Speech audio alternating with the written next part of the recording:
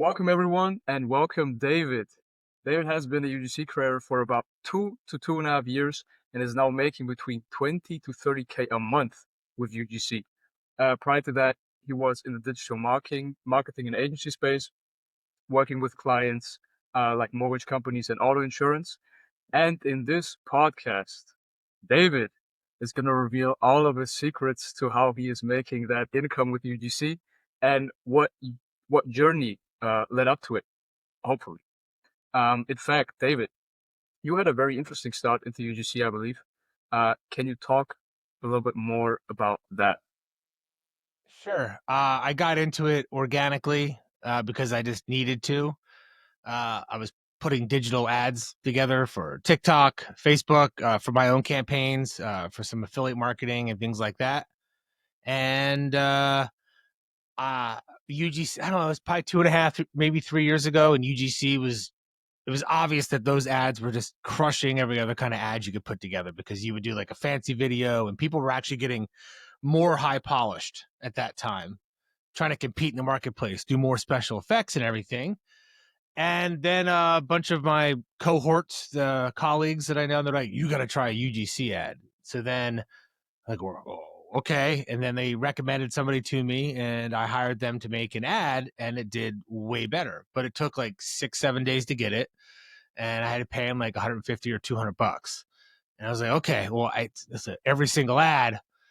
And so after a couple of that, I was like, well, I need to have proof of concept more quickly for my stuff, because anybody who does digital marketing or advertising knows that one ad doesn't cut it. You need 2 to 5 when you first launch, and then up to 10, and you have to swap the hooks out and test out, see what works. And then you narrow it down to, okay, these demographics and these hooks kind of work, and let's make variations off of that.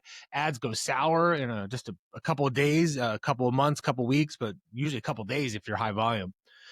And so I was like, well, I guess I'll have to make these myself just to get proof of concept, and then I'll hire this guy to make the ads. And then my ads did better than his. And I was like, oh, well, I guess I'm okay at this.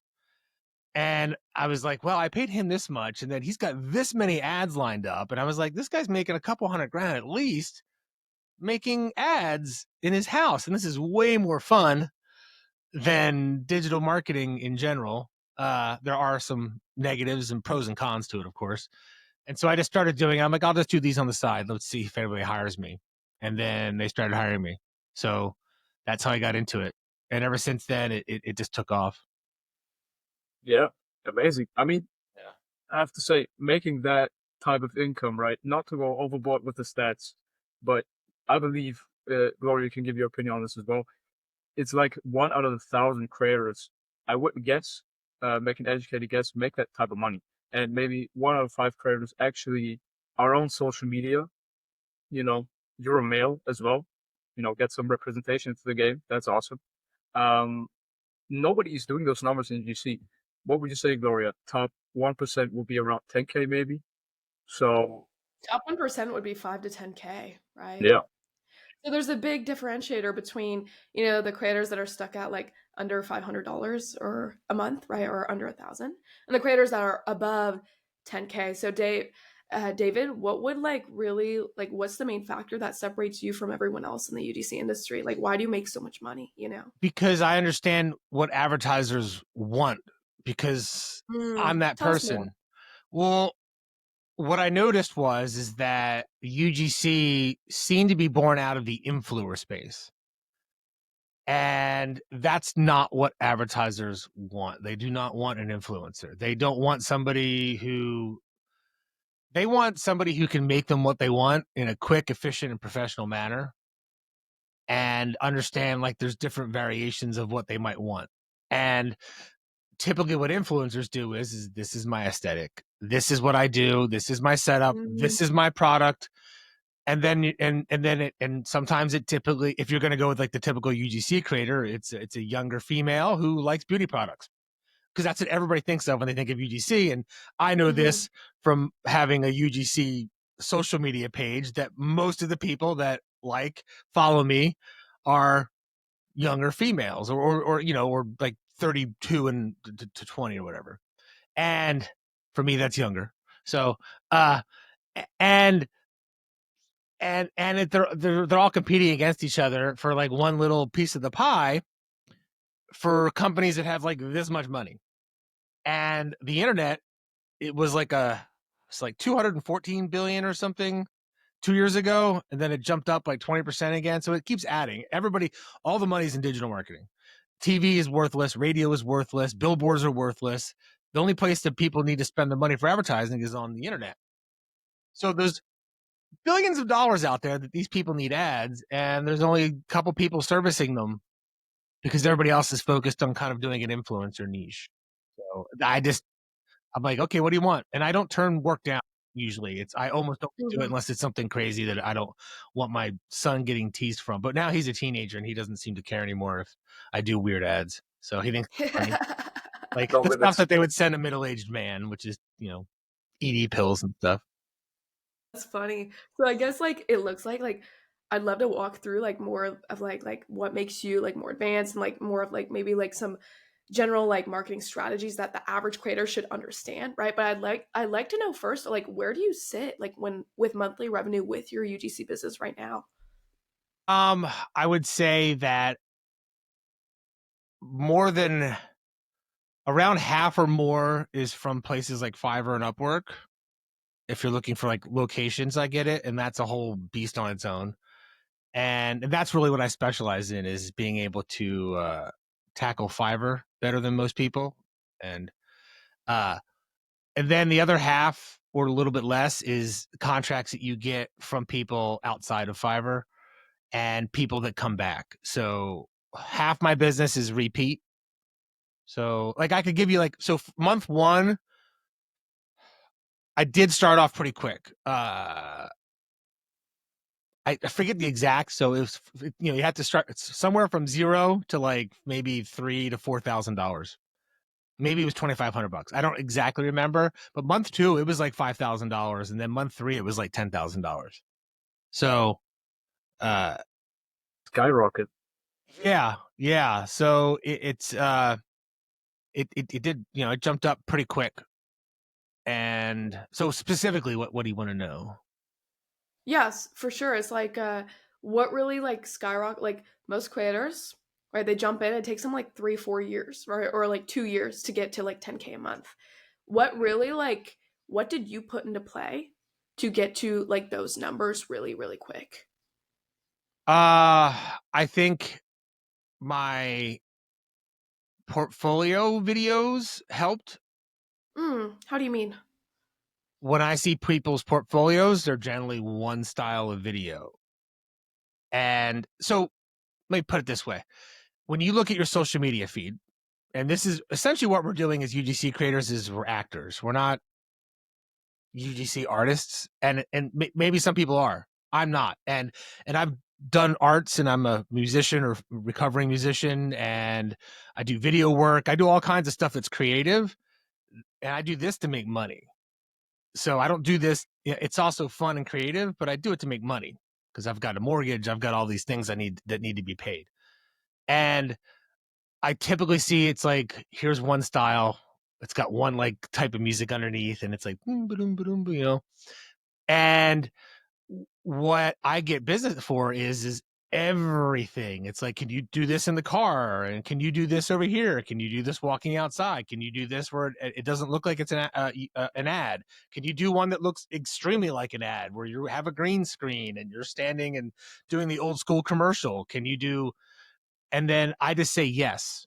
And I might not know how to do it. Now I know how to do everything. But when I started, I didn't know how to do any of it. So then I just go, okay, I'll do this. Don't worry about it. I got it handled.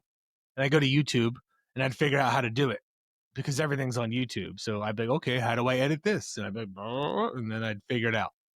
So I can do anything that any agency, advertising agency, or brand sends me. I can do it. I just charge them more if it takes me longer. And then thus I make more money too. So, and I always showcase. I upsell everything. Huh? What do you mean by upsell? They'll be like, can I get this video, whatever? I'm like, okay, my talking heads starts here. But by the time they want captions and they might want B-roll added, and how many pieces of B-roll? Is it me sitting on a bed looking tired and then jogging down the street, that kind of thing. So I charge for every little extra thing so that my average 30-second video is like $188 or something like that. And it might take me 30 minutes. And if I can do 6 of those a day, cool, So All right. That sounds good. So is it really then about, you said variety? You're showcasing that any wish that, for example, an agency has, right? Somebody that would hire a UGC creator. You just want to create that variety inside of your portfolio, just have every type of video imaginable. Is that why you say you get picked? yes. Well, the people that I work, and this is like the recurring business, they know that they can send me anything and I'm able to do it. Like podcast, sure. I have this mic right here. That's all I need, and some headphones. The headphones aren't working.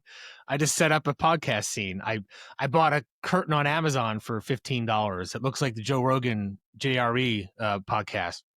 And so little things like that, but I charge $75 extra to set that up. It's 10 minutes for me to set up, but but they need that and I can provide it and I can get it to them in 4 days or less. And so that's the kind of variety. So as long as they see I can do different setups, I can do different things, then I can make more money and I charge more for it. And so that just brings the whole, boat up or whatever.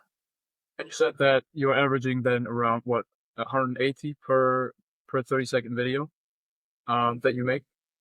About that, yeah. Okay. I mean, like 30 minutes of filming, you have to, I would figure, film a lot of videos to get to about 20 to 30K a month, right? Yes. Are you not planning to go to higher average collab widths? Does that make sense? So higher forfeit. Yeah. I found that there's a breaking point because advertisers, they want a bunch of videos. I'm not going to order a bunch of videos if they cost too much. So I could do it where I've raised my prices and I made less money. I worked less and I made less. And I'm like, well, I'd rather make more money. So I just said, I'll become a machine. I'll just make it work so that as long as it's getting thrown at me, I'm going to take the money and I'm going to figure out a way to streamline it. So I wake up every morning. I know I'm not technical, but I've got these sheets. So this is a shot list I have from yesterday, the day before. And I just put, did I write the script out? Did I film it? Did I edit it? It's chicken. I know it's chicken scratch. Did I edit it? That's really old school. Yeah, because I thought if I do it digitally, it doesn't stick in my head and I don't remember exactly. And if it's digitally, I can't carry it in the next room and look at it while I'm trying to use my phone to record. So this way I'm like, oh, I do this one. This one's in my living room. This one's in my backyard. This one's in my kitchen. And then I try and keep the sets together because it's quicker. So I'm literally, my house is like a UGC factory. And I'm lucky enough to have a pretty nice house, like larger, so that I have like different areas I can film in. And so I literally do a factory. And then I also have an editor that I hired eventually. Yeah. Wow. And so he edits and he's inexpensive comparatively. Compared to you, For sure. 100%. I wonder, Gloria, though, if what's the strategy that David describes, right, where it's a bunch of, I would say, lower, 3-figure collabs, right, 3-figure deals, or at least per video, right? Maybe you bump it up in the packages and then it becomes 4 figures, right? I guess that is the thing. I wonder if that strategy works in a more saturated niche of UGC, because again, David, what you described, right? Middle-aged man, very handsome, I would say is less saturated than, for example, what niche Gloria's in, which is, younger girls with like the niche that you think of, or the profile that you think of when you think of UGC. I would say Gloria fits into that perfectly, right? I wonder if that strategy, huh? I'd say so.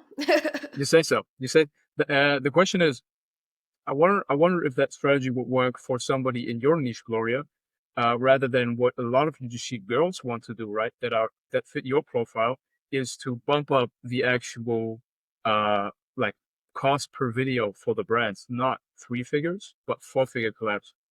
Yeah, for sure. I feel like Also, I like Dave's mindset about like being so what's the word?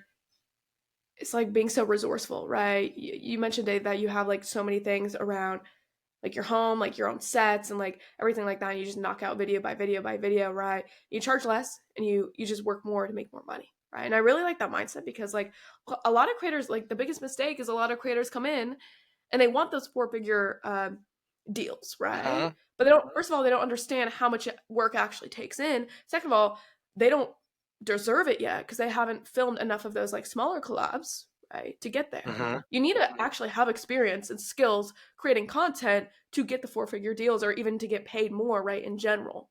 So, uh, I guess like that's kind of the wrong mindset coming in for wanting four-figure deals. You should come in to make an impact and just become a better creator, you know. So I guess like my question to you, Dave, is like, what makes brands rebook you or book you the first time? I know you mentioned that portfolio, but what about your UGC screams like yes, like this is like what about your UGC screams like the it factor, right? Like what about your UGC makes you different? So I know that to have something perform well, you have to, there's a fine line between being relatable and professional all in the same video. What does that look like? It looks like, for me, it's generally the guy next door who's recommending something to you that you kind of trust. So like I've got somebody that I helped get started with UGC, and she also is in like the 12 to 15,000 for herself, but she charges less than me, but she probably does more bookings than me. And she's like the, like, she's like, if you think of like a middle-aged Southern wife, and she just has personality pouring out of her, but she's like, you'd want to go hang out with her at the barbecue. And at the same time, you know, she's a little spicy. She's got like energy, and so you have to have energy, but you have to be relatable, and it's that combination that does well. So you can't be like, well, I do this, and or you'll see people. There's I think I know that there's people that do the same amount as me, and you've probably seen them in your ads on social media. I forget their names right now. I want to have like a conference with them and like everybody go to Vegas one weekend. And Yeah. so we can all get together. But he's got like a Yeah. bald head and a beard, and he's just everywhere. And he does like a ton of ads because he's got that vibe going. He's like, you know, it's just, so you have to bring energy. I mean, you have to do exactly what they ask you to do in the briefs. At this point, UGC is just replaced commercial acting. And so essentially UGC creators are actors. And I think the less trained of an actor you are, the better it works, because you have to cross that. And if you're like a trained actor, you probably come off as authentic because you've been trained to act for like film or TV already, or you know what I mean? So if you can come off as authentic, then you get booked. And Mm, yeah, does that answer the question? And yeah. then when people, because I mean, they send you a brief. It's the same thing that commercials use to make a commercial. We're making commercials for 150, 250 bucks that used to cost people $5, $10, $25,000 to make. 100%. Yeah. It's also understanding your worth as well, but being like at that skill level where you are, you know, making that money. Even for you, like what would you tell that creator that's still shy and still doesn't have that, you know, natural personality on camera? What would you tell that creator to become better and to unleash that? I would tell them that they need to just record themselves and keep making videos until that comes across on camera. Because if it doesn't come across on camera, then like, they're not needed because they're not doing what's required. So Mm, it's kind of like, I want to be a singer, and then you don't practice singing and you're not a very good singer, so you can't, because it's a skill. I mean, it's not a very, it's not a crazy hard skill. you just need to be likable, I think, or hated. It's probably one of the, you just have to stand out. And sorry about my notifications. I thought I turned them off. No worries. And you just practice.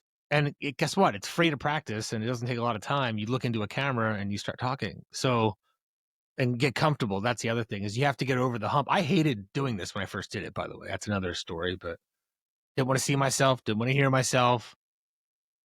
I still kind of don't like it, but at the same time, I really enjoy it. So there's narcissist, and then there's like, ugh, like, so. I kind of feel that, not gonna lie, as a creator for 2 years, a little bit there. But yeah, I appreciate that. That's awesome. So even like you mentioned that you're like so busy every day, and I know we talked earlier on the other call where you're just so busy, and I was mad impressed. I'm like, whoa. My question to you is like, how do you streamline like generating your business? Trello. I use a couple tools so that I don't miss deadlines, and I've got them all set up, and I really try and stay on top of that. Like, truth be told, I should hire a second assistant that just does my bookings. But the problem is that they don't know how to price it, because every single thing is super specific, and they're Mhm. not in my house. So they don't know how hard it is for me to get this scene or that scene. And then the next thing I know, they're going to book something, or they're like, go to the beach. And like, I'll go to the beach, but I live like 30 minutes away from the beach. So I'm charging you $150 to $250 to do that, because it takes time out of my day. And gas. Yeah, exactly. But I don't mind shooting at the beach or whatever. But, if you want me to go, at the park, I can do, because it's nearby. So I'll charge $50 more, and it takes me an extra 10 minutes to just go up to the park. But they don't know those kinds of specifics. And so I'm afraid that they'll either price things too high or too low. And I like to micromanage, which is another fault of mine. So the editor was my first step to try and streamline things. Did I get off topic? No, No, you you're didn't. good. All right. Amazing. I mean, like hiring a creator or even hiring an editor or even hiring two. I mean, you have to be at a specific level to even, afford that, to take the business to that level, to even that it makes sense, right? I'm guessing, how do we even get to this point? As Gloria said, on the last call we talked, you were very busy. You are still a very busy man, of course. Working, I believe, what was it, 12 plus hours a day at this point? Was it less? Was it more? What's Were you more? always working? I guess it's more. If I wake up, it's way more.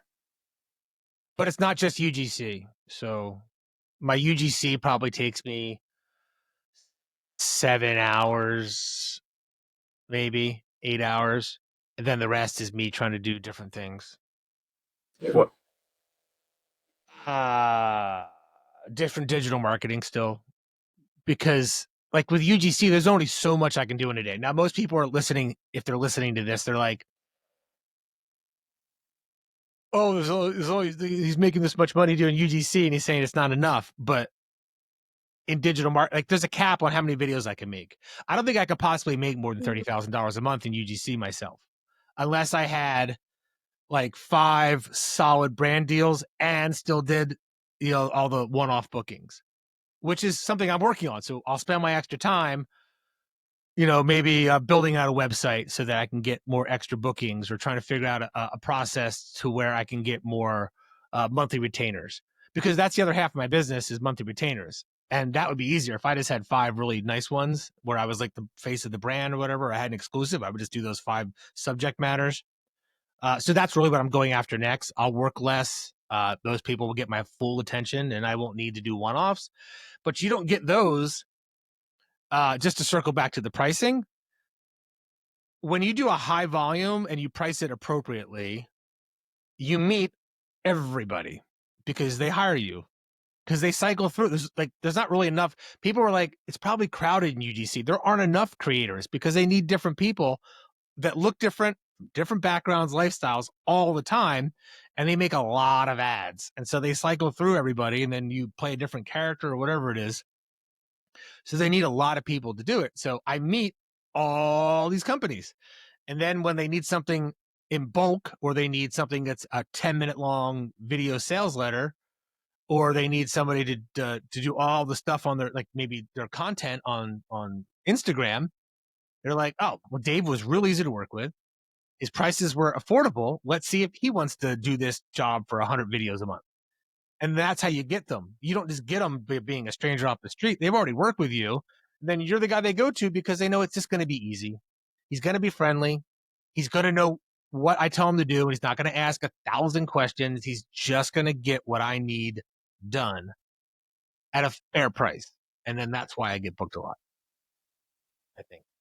I got all these connections now after 2.5 years and 2,700, 2,800 videos or something. That's just, that's not including my monthly retainers. Those are like one-offs that I've done. And so that's a lot of different companies that come back to work with me. Your portfolio is probably bumping right now. Insane portfolio. I've got like, it's actually old stuff in there. They don't even look at it anymore because Really? yeah, because at this point they've seen my face. So they're like, oh, I saw this guy, and they book me. So, well, do you think it's because you're?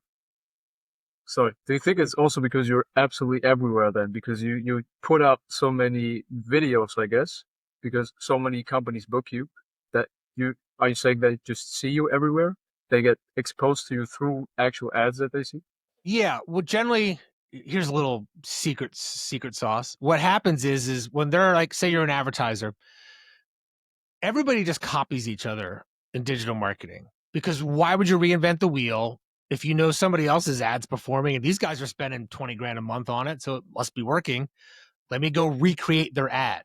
And Meta and TikTok both have services that anybody can go look at and see what ads are performing the best.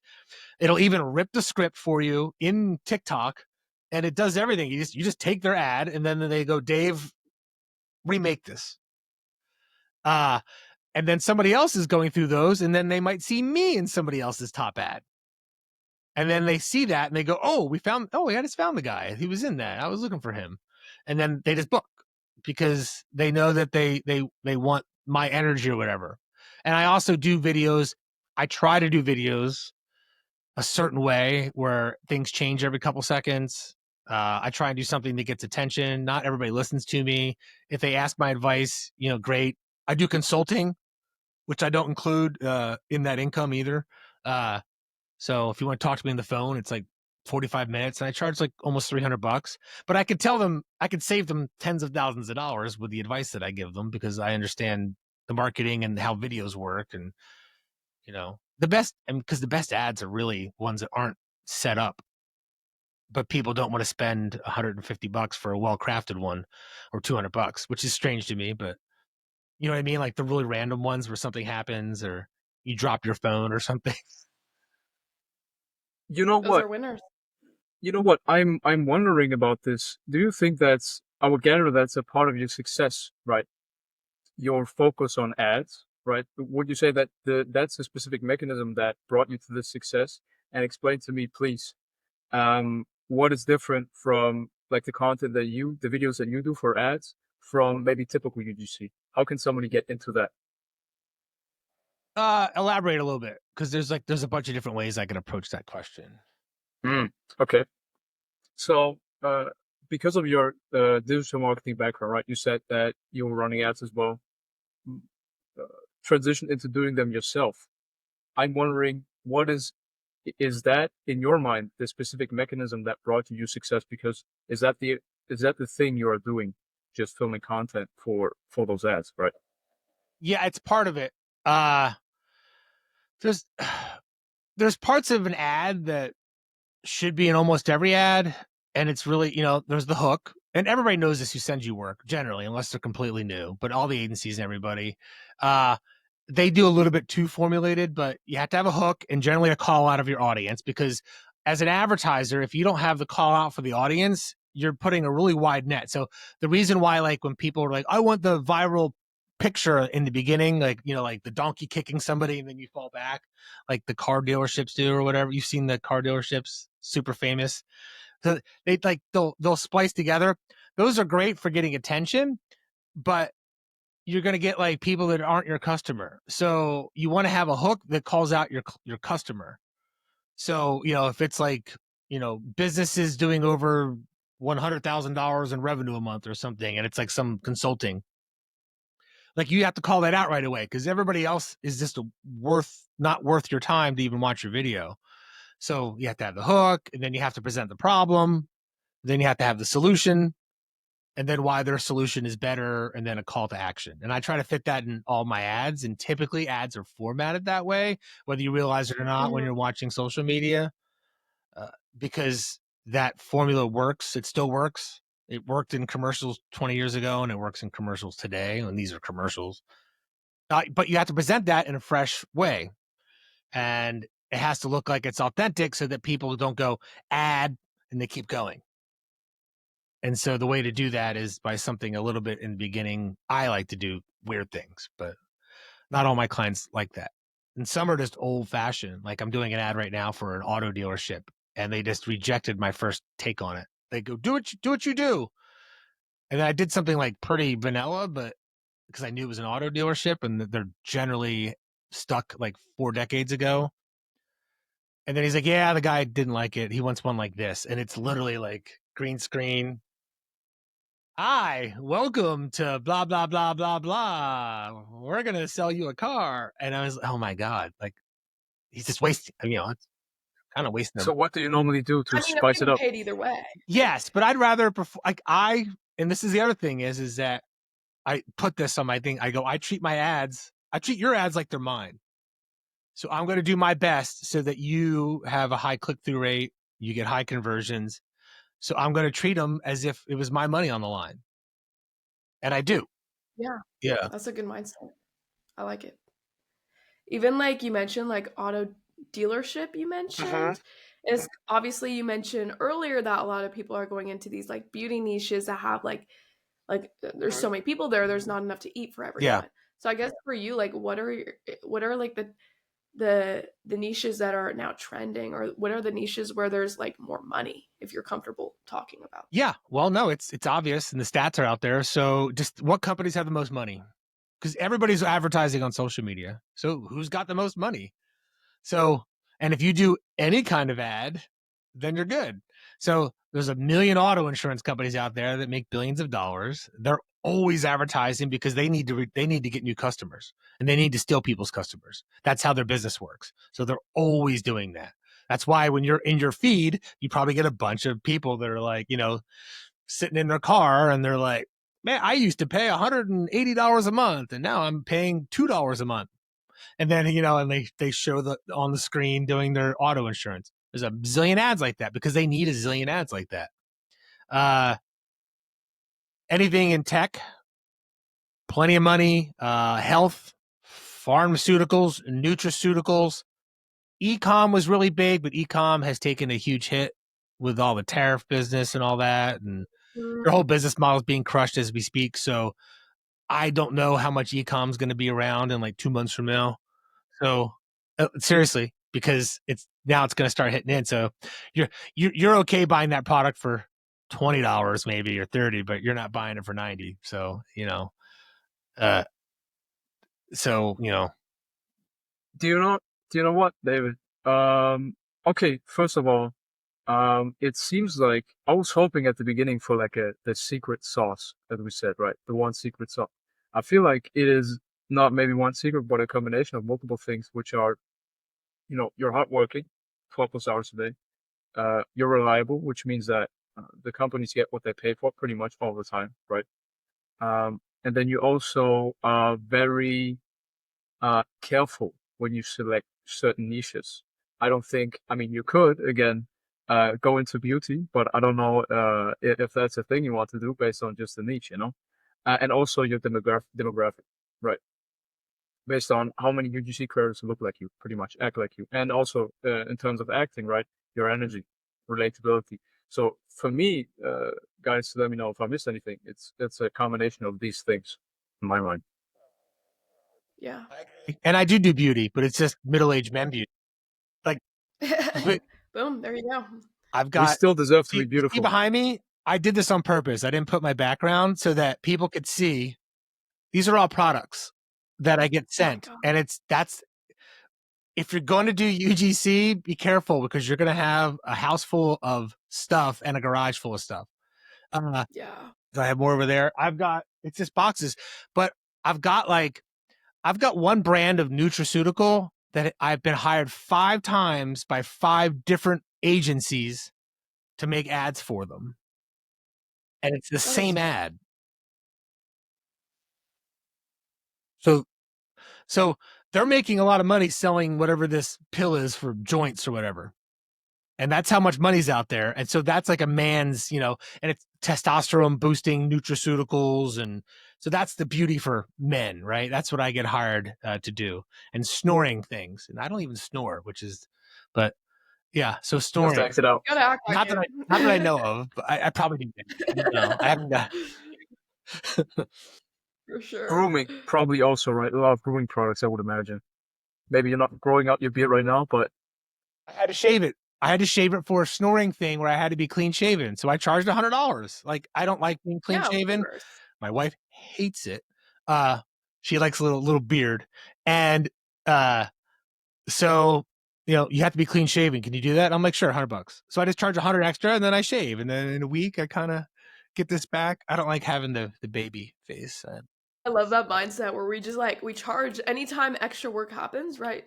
Charge, right? And that's the mindset you need to have, right, to make that much money with UGC. And I agree with that. Yes. That's Yeah. awesome. I'm so curious, what was your like most favorite or most interesting collab that you've done over your career? Well, I should have prepared for this one. I can tell you what product I use the most. And while I'm thinking about this, like I got some like scent thing and it's like automated so you can push it remotely. It's like a canister and you put like hotel like smelling oils in it. So now my Mm, house smells like a hotel because I got this thing.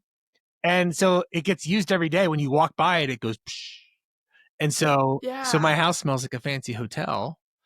And so I use that every day. So that's a nice one. And that thing was like $120 contraption. Usually it's like I don't need any of the stuff that I get. The No. most interesting ones are the fun ones, and I like doing skits. And I like to do comedy. So I've done a bunch for like tech companies, and believe it or not, they want you to do like funny stuff because their subject matter is kind of boring and they have to break through. And so they'll have me do skits. And I like doing skits because I get to wear like, like glasses and costumes. And so Oh yeah. So what's wrong with those glasses? they're They look extra good. thick. So like this is when I played the guy who doesn't do I've got the old tech, or whatever, and I'm like, "Arr!" And then the smart guy comes in so the company can streamline and have better productivity. Yeah. 100%. I So love that. and those are actually I charge more for them, and that's a dirty secret. You should. They're actually easier to do because they almost always want to edit them themselves, but I like to edit them because I add music and I'll do like 80s effects and make it look like a VHS tape or something. But they're easier to do because you don't read a teleprompter. You look at the side of the like insider. Is this too much inside baseball? But if people are doing UGC, they might want to know how something's filmed. So I tape the thing next to it. So the person I'm talking to, because I'm like talking to myself, and I just read a piece of paper. And so it takes me like 45 seconds to do the lines. I just act them all out, and then I turn it the other way and and then I look this way, change my shirt, change my glasses, or put a hat on, and then I'm done. So, and I charge more for them, but they take me less time. Those are some good insights. Those are really some good insights. Speaking of which, David, again, your income, you're in the top, I would guess, 0.1%, right? 20 to 30K a month. What, again, we've heard about what would you tell, beginning creator maybe. But you've gone through the whole spectrum, right? Mhm. From zero, and then your first month, was it like you said 3K or 2.250? Excuse me, 2,500, right? 3K, 5K, whatever it was. But you pretty much went through the whole scale to the tippy top, right? What insights would you maybe give somebody like Gloria, who's right now, or in her peak UGC journey career, did about what, Gloria, 10 to 14K a month? what would you tell somebody like Gloria in terms of an insight to get her to that 20 to 30K a month level? Yeah, are those like brand deals or are they like one-offs, like from like I Fiverr guess, and stuff? yeah, they're actually monthly. A lot of my income is like monthly, like 50-50 monthly, like 4-figure retainers. But also same time, those one-off collabs that I get referrals from, inbounds Uh-huh. from, all that fun stuff. Um, but yeah. I would, well, what my approach was this. It was Fiverr mostly. And when I got on there, God, there's probably like 20,000 people at this point. But everybody needs work. So like I said, so if I'm working with somebody or something, here's what I tell them. I said, you can't price yourself high. You need to get gigs. You need to get 5-star reviews. There's a bunch of things that you can do that I can't get into here to help boost yourself up on Fiverr. And you'll get a lot of gigs from that. And you don't have to do any outbound. And then from there, you can get the relationships. People will find you on your LinkedIn. They'll find you on your social media. And you'll grow outside of that as well, but it'll give you the experience. It'll, the other thing too is that people are like, I don't have anything to put my portfolio, as if you had to be hired to make a video for your portfolio, and you don't. You just need to make ads in your living room or whatever. Just Make make content. content. Yeah. Like just nobody's needs to pay you. It's not like you're not cheating somebody. You're like, you're showing them what kind of video you can make. It's a sample video. And the more you practice, the better. So so my mixture, I could probably take a hint from you to get more brand deals because I'm not chasing those as aggressively as I should be because I find myself so booked on the other ones and I get in the weeds. And so, like I could probably make a lot more money doing this. Like if there was like a UGC management or something but here I am. Yeah. 100%. I feel like there's two sides to it, right? You could be that one that's always booked out, right? You're making a lot of money, but you're, collab after collab. But on the other side, that monthly retainer where things are more paced, right? And going from there. Yeah. 100%. Yeah. So would you say most of your collabs come from inbound, David, or do you have any outbound systems where you can get them reliably? All inbound. I don't do any outbound. None.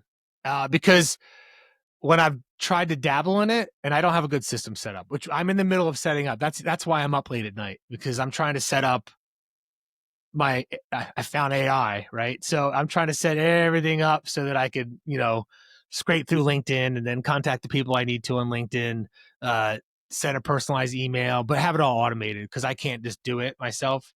And then try and get more brand deals because for me, it should be a slam dunk because I've got the experience. There's probably very few people that have done more videos than I have at this point. There are people.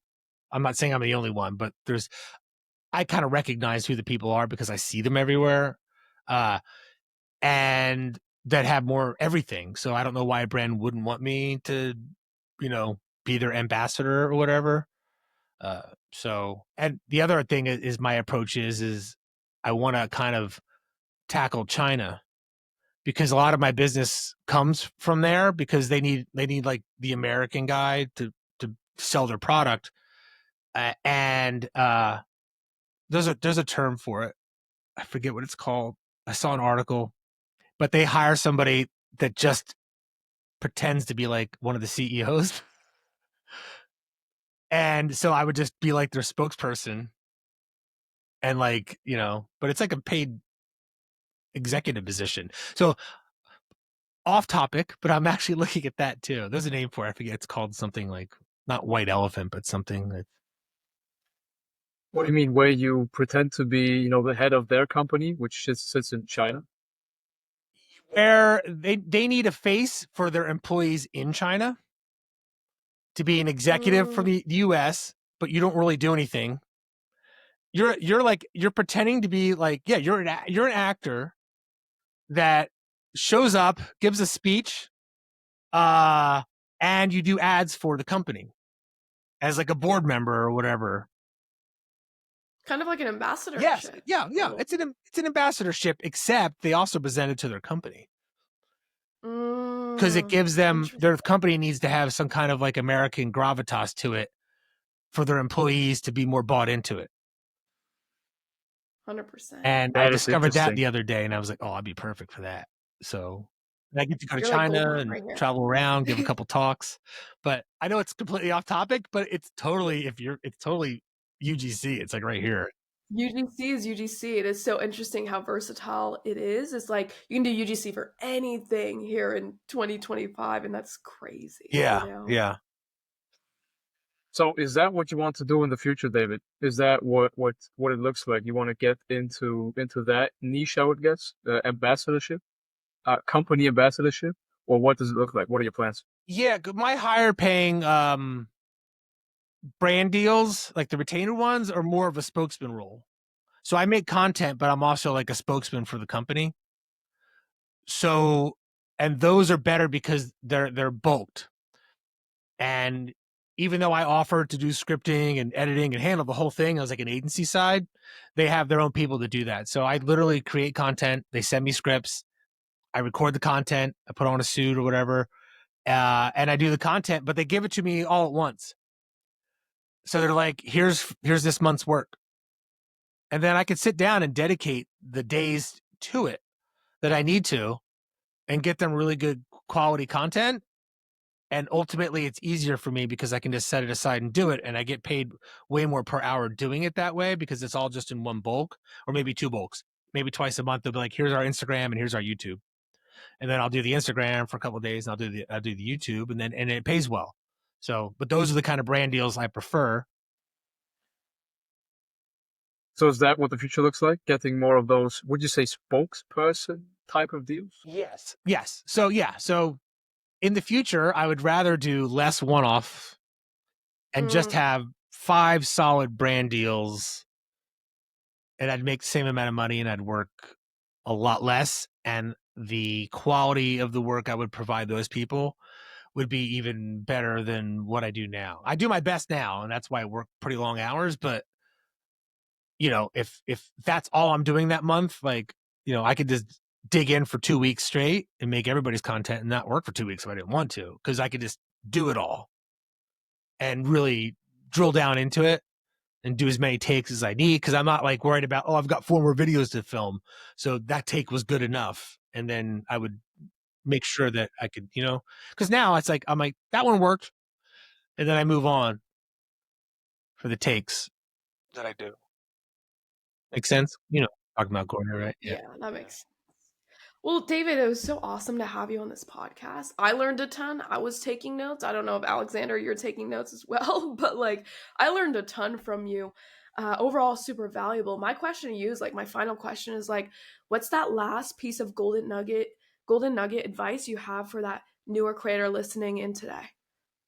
Make a bunch of videos, make a lot of content, look at your feed. And if you want to make money, look at your feed, see what ads you're seeing, because one ad of every like 3 or 4 or 5 is an advertisement in your feed. And some people don't even realize this. That's what you want to be doing. And when they start, they probably have in their mind that it's gonna look more like an influencer thing. Like when you look at the subreddit, like, you know, on Reddit, and people are like, well, I just started UGC and it's 4 months and I've only got 100 followers. What am I doing wrong? It's like, well, you're not doing UGC. You're trying to be an influencer. My Instagram has like 1,500 followers, maybe. It's my TikTok is bigger, but for other reasons. And people don't really, they try to book me on social media, but the ones I get on social media are like people trying to pay me like $20 in a collab. And I'm like, I don't even answer the people, because I'm like, it's not worth my time.